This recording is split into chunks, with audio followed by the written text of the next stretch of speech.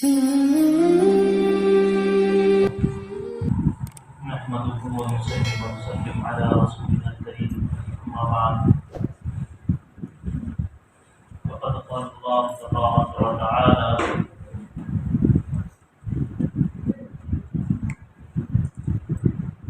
ضرب الله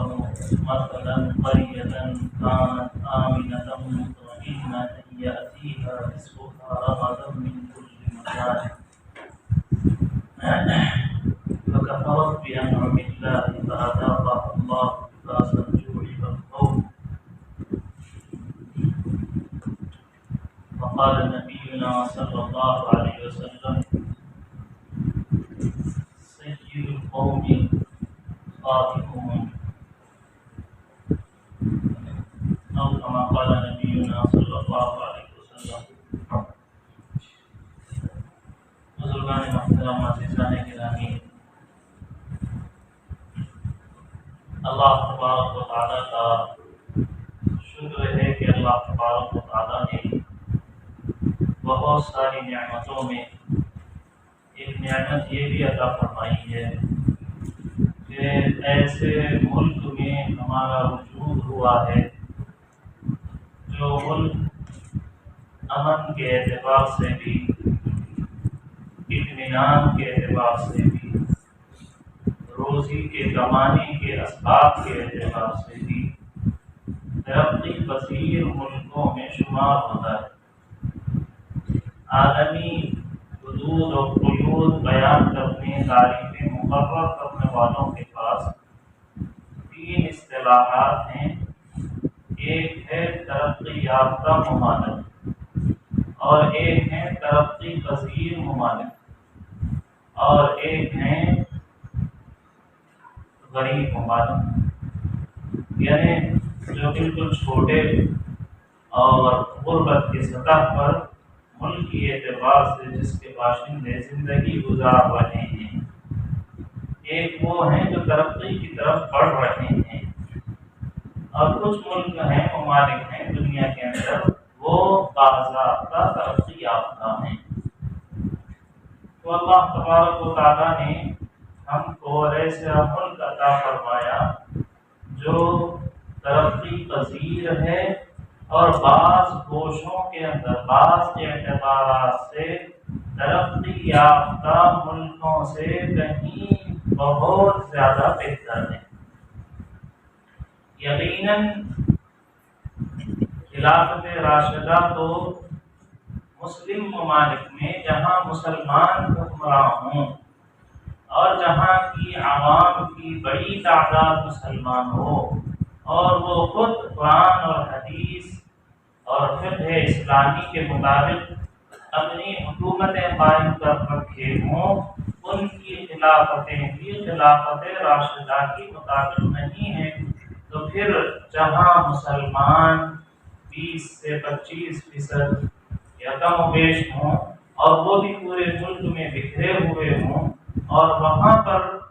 اسلامی حکومت کا تصور کرنا ایک ناممکن سی بات ہے۔ اس لیے ملک بھی امن امان والا ہے، اور حکومتیں بھی، اور اس کا قانون بھی ایسا ہے جو انسان کو ترقی کی طرف لے جاتا ہے۔ حضرت رسول اللہ صلی اللہ علیہ وسلم اور خلفائے راشدین والا دور تو نہیں۔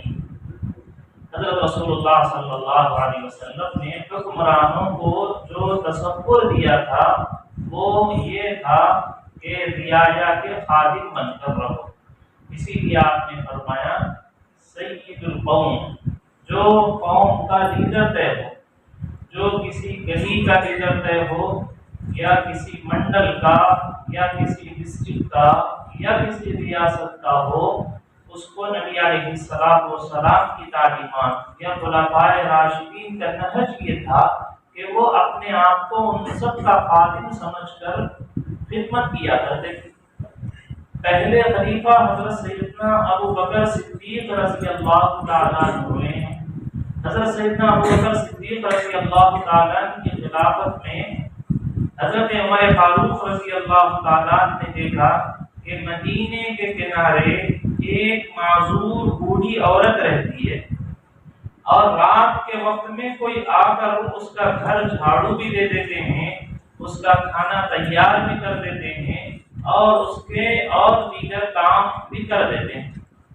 تو حضرت عمر فاروق رضی اللہ تعالیٰ عنہ کو یہ تڑپ اور فکر ہوئی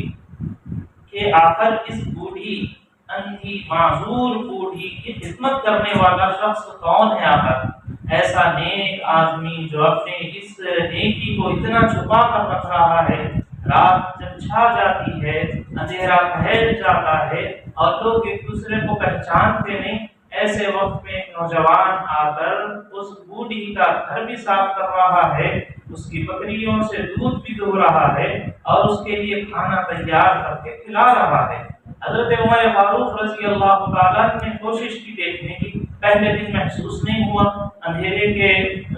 زیادہ ہونے کی وجہ سے، دوسرے دن، تیسرے دن حضرت عمر فاروق رضی اللہ تعالیٰ نے ہمت کی اور آگے بڑھ کر ان کا ہاتھ پکڑ لیا اور حیرت کے مارے حضرت عمر فاروق رضی اللہ تعالیٰ کی آنکھیں پھٹی کے پھٹی رہ گئی۔ یہ کوئی مدینے کا نوجوان نہیں ہے، یہ وقت کے امیر المومنین ہیں اور خلیفۃ الرسول ہیں، حضرت سیدنا ابو بکر صدیق رضی اللہ تعالیٰ عنہ ہیں۔ ان کو اپنی رعایا کے ایک معذور بوڑھی کی اتنی فکر ہے کہ اس کے کھانے کے بندوبست کے لیے، اس کے گھر کی صفائی کے لیے، اس کے جانور کے دودھ کے نکالنے کے لیے خود امیر المومنین وقت نکال رہے ہیں اور اس سے خادم بن کر خدمت کر رہے ہیں۔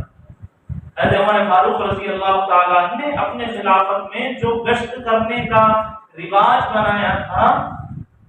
سیرت نگاروں نے کہا ہے کہ اس واقعے کی وجہ سے حضرت عمر فاروق رضی اللہ تعالیٰ عنہ کے ذہن میں جو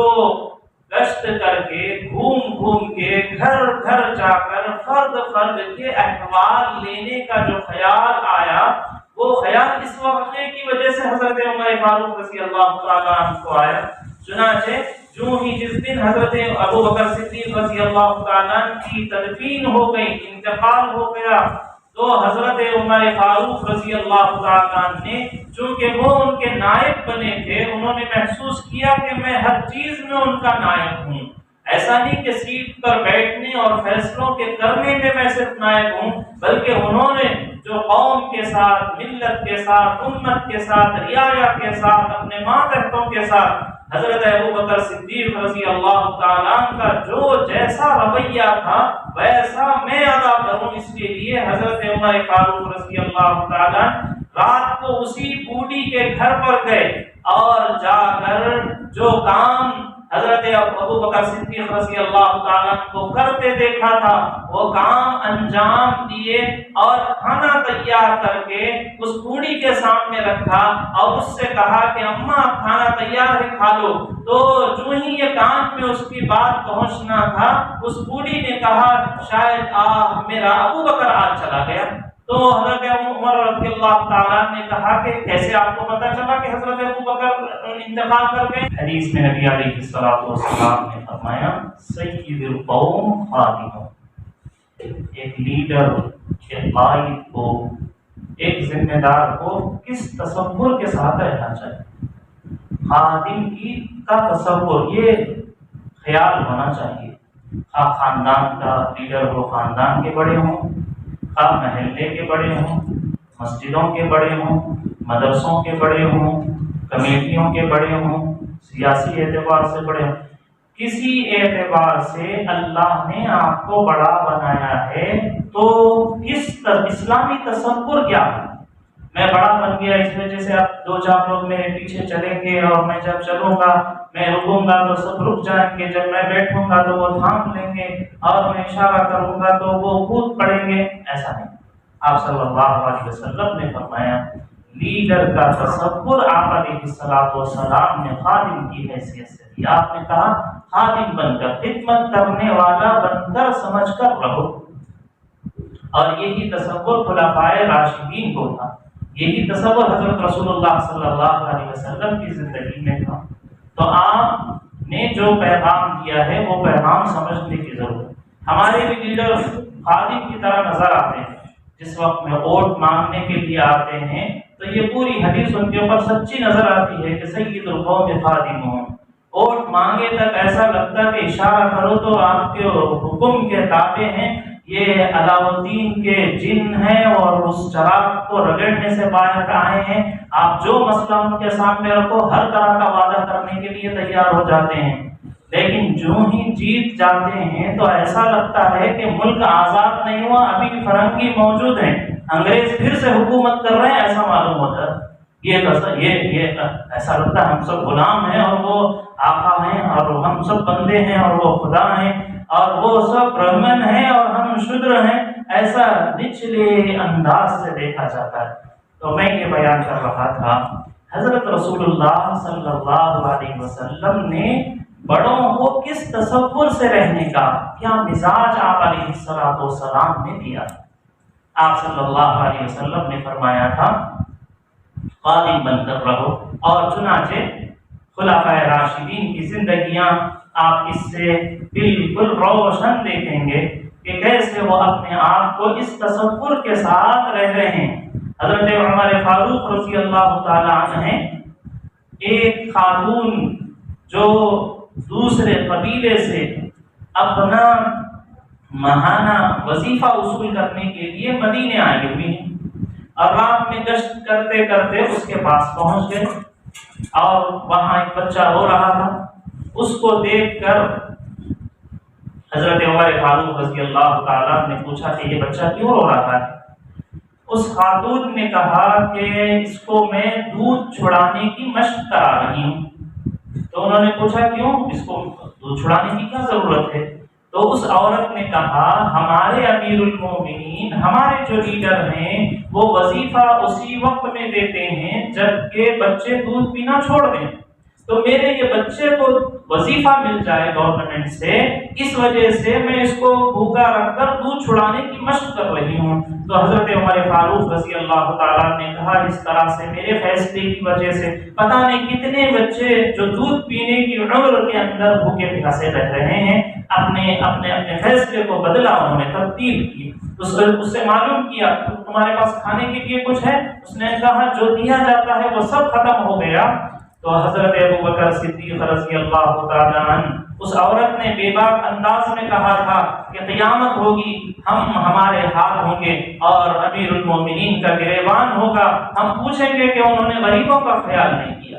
محلے کے لیڈر بن جانا کوئی، یا کمیٹی کے صدر بن جانا، یا مدرسے کے ناظم اور محتمم بن جانا کوئی آسان کام نہیں ہے۔ جو ماتحت ہیں قیامت میں وہ گریبان پکڑیں گے اور پوچھیں گے کہ ہمارے ساتھ یہ ظلم ہو رہا تھا، کھلی آنکھوں آپ دیکھ رہے تھے اور آپ نے کیا فیصلہ کیا۔ حضرت عمر فاروق رضی اللہ تعالیٰ کہتے ہیں کہ انسان تو انسان اگر میری حکومت کے دائرے کے اندر کتا بھی اگر مر جائے تو میں ڈروں گا اس بات سے کہ کہیں اللہ مجھے اس کے سلسلے میں پکڑ نہ فرمائے۔ آج ہم لوگوں کا رویہ بالکل ایسا ہو گیا ہے جیسے جو ہی سیٹ ملی، عہدہ ملا، کرسی ملی، ہمارا رویہ اور ہماری سوچ اور فکر ہی بدل جاتی، اور ہم سب یہ سمجھ رہے ہیں کہ حکومت ملی لہذا اب کسی بھی طرح سے کوئی عہدہ ہو،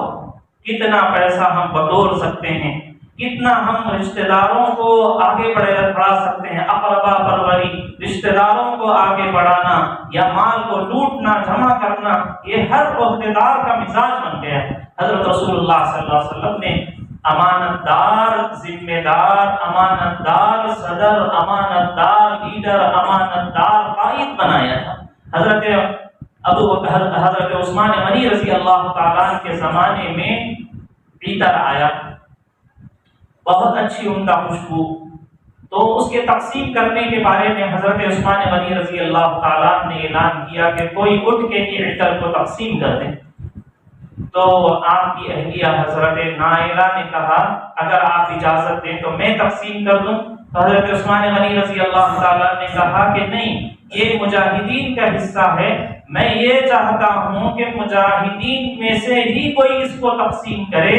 اس لیے کہ جو تقسیم کرے گا تقسیم کے دوران اس کی خوشبو اس کے بدن پر لگے گی، اس کے کپڑوں پر لگے گی، تو دوسروں کے مقابلے میں وہ عطر اتنا اس کو زیادہ مل جائے گا، اور تم کو مجاہدین میں تم نہیں تھیں تو تم کو میں یہ خوشبو نہیں دینا چاہتا۔ تو اپنی اہلیہ کو، اپنی بیوی صاحبہ کو بھی وہ خوشبو تو دور کی بات ہے، خوشبو کی لگ جانا بھی گوارا نہیں۔ ایسی امانت داری تھی ان لوگوں کو، خلافتیں ایسی تھیں، خلافت راشدہ ایسی تھی۔ سردیوں کا موسم ہے، حضرت علی کرم اللہ وجہہ خطبہ دے رہے ہیں اور لوگ گن رہے ہیں کہ وہ خود جو جھبا پہنے ہوئے ہیں، جو چادر اوڑے ہوئے ہیں، 17 پیوند لگے ہوئے ہیں۔ لوگوں نے امیر المومنین سے کہا آپ کے ہاتھ میں بیت المال ہے، اس کے خزانے ہیں، آپ ایک دستخط کریں اور خزانچی کو ایک حکم دیں تو نئی چادریں آ جائیں گی۔ حضرت علی مرتضیٰ رضی اللہ تعالیٰ نے کہا بیت المال یہ پبلک کا پیسہ ہے، یہ ہمارے لیے نہیں آیا ہے، نہ علی کا ہے نہ علی کے باپ دادا کا ہے، مجھے اجازت نہیں ہے کہ ایک پھوٹی کوڑی بھی دوسروں کے مقابلے میں زیادہ لے لوں۔ یہ تصور حضرت رسول اللہ صلی اللہ علیہ وسلم نے کیا۔ کیسی مساوات تھی حضرت صلی اللہ علیہ وسلم کے زمانے میں کہ آپ کے کسی نے آ کر سفارش کی کہ یہ بڑی اچھی بڑے خاندان کی عورت ہے، غلطی ہو گئی ہے، اس کا ہاتھ نہیں کاٹا جانا چاہیے، چوری تو کی ہے لیکن خاندان بڑا ہے، قبیلہ باحیثیت ہے، تو ان کا لحاظ کرتے ہوئے ان کا ہاتھ نہیں کاٹنا چاہیے، سزا نافذ نہیں ہونی چاہیے، اوروں کے برابر مساوات نہیں کرنا چاہیے۔ حضور علیہ السلام نے فرمایا اگر میری بیٹی لو کانت فاطمہ بنت محمد، یہ تو کوئی اور خاتون ہے، اگر میری بیٹی حضرت فاطمہ بھی ہوتی اور ان سے یہ گناہ سرزد ہو جاتا تو میں ضرور لقطعت یدہا، ان کا بھی ہاتھ کاٹ دیتا ہوں۔ ایسا بھید بھاؤ نہیں، یہ رشتے ناطے نہیں، یہ قبیلے اور پارٹیاں نہیں، یہ میرے پارٹی کا آدمی ہے، یہ میرے قبیلے کا آدمی ہے، یہ میری ہاں میں ہاں ملانے والا ہے، ایسا نہیں۔ حضرت رسول اللہ صلی اللہ علیہ وسلم نے مساوات دی تھی ایسی۔ حضرت عمر فاروق رضی اللہ تعالیٰ کے زمانے میں مصر فتح ہو گیا تھا اور حضرت عمر بن عاص رضی اللہ تعالیٰ وہاں کے گورنر ہوئے، بہت بڑے اللہ والے تھے اور بڑے اطاعت گزار۔ حضرت آپ نے وہ مشہور قصہ سنا ہوگا کہ دریا کو پانی نہیں بہ رہی تھی تو دریائے نیل میں جو چٹی ڈالی گئی تھی، حضرت عمر رضی اللہ تعالیٰ سے پوچھنے والے یہ حضرت عمر بن عاص رضی اللہ تعالیٰ نے، ان کے بیٹے نے وہاں کے ایک قبطی کو،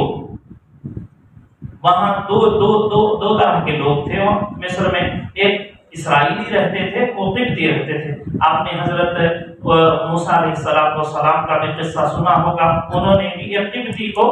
یہ اسرائیلی تھے وہ قبطی تھے، دو الگ الگ لوگ تھے۔ یہ لوگ فلسطین سے گئے ہوئے لوگ تھے اسرائیلی، اور قبطی وہ اصل پیور وہاں کے مصری لوگ ہیں۔ تو حضرت عمر بن عاص رضی اللہ تعالیٰ وقت کے گورنر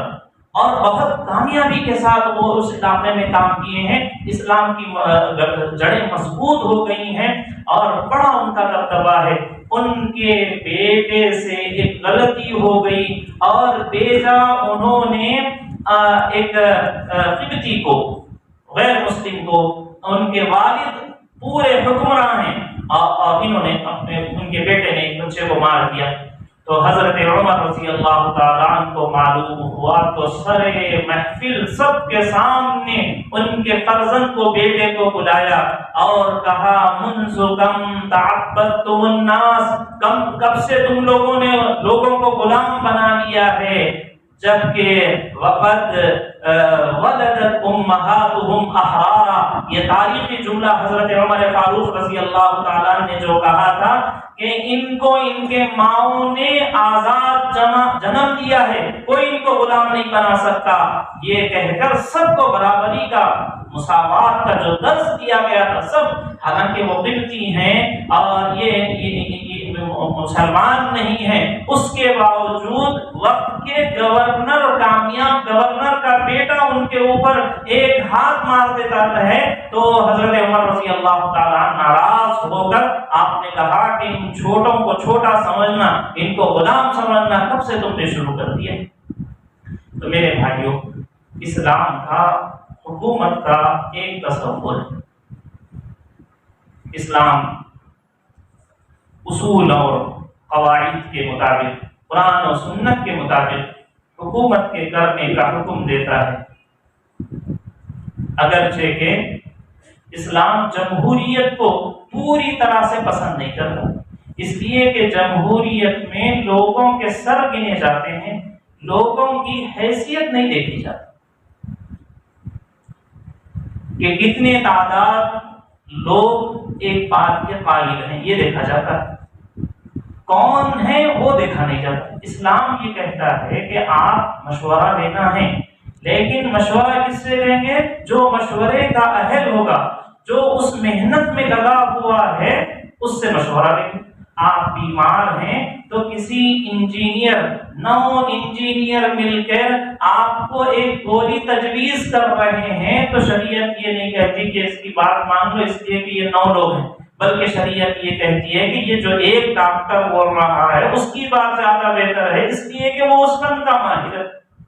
آپ کو میزائل بنانا ہے تو کوئی نعمانیت کے طالب علم سے آ کے مسئلے کے طور پر دارالفتاء میں نہیں پوچھ سکتے آپ کہ اس کا کیا مسئلہ ہے، کیسے میزائل تیار کیا جائے گا۔ کسی فقیہ سے میزائل کا مسئلہ نہیں پوچھا جائے گا، فقیہ سے تو مسئلے پوچھے جائیں گے، میزائل مین سے اس کے بارے میں پوچھا جائے گا۔ شریعت کا اپنا ایک اسلام یہ چاہتا ہے کہ ایسے شورائی نظام ہو، لیکن جو اہل الرائے ہوں ان